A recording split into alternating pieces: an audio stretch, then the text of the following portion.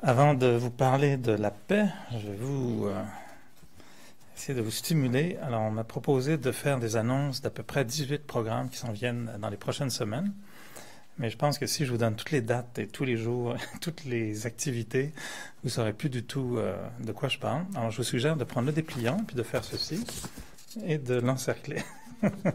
Et je pense qu'à peu près dans toutes les colonnes, vous allez trouver des programmes qui vont avoir lieu à l'émergence dans pas longtemps. Il y a plusieurs cours de méditation qui vont commencer, des cours de Raja Yoga pour ceux qui ont fait la méditation, puis qui veulent explorer un petit peu la philosophie, l'aspect un peu plus profond de comment on se nourrit quand on médite, à quoi on pense quand on va méditer pendant plus d'une semaine, puis qu'on veut méditer pour le restant de notre vie. Il faut se faire des réserves de à quoi on pense, c'est quoi nos réflexions. Donc il y a une partie plus philosophique au Raja Yoga qui est intéressante. Il y a les méditations internationales, donc c'est qui va venir le 20 novembre, donc un dimanche prochain.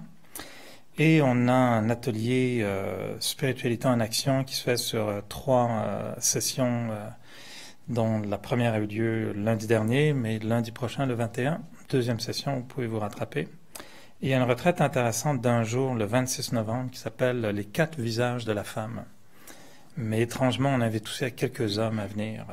Les hommes sont les bienvenus, mais c'est intéressant, c'est un atelier sur des aspects féminins, et les hommes peuvent se retrouver très bien dans certains de ces visages, ou au moins savoir apprécier les 4 visages de la femme qui est assise à sa gauche, quoi. N'est-ce pas? Ou à sa droite, ça dépend.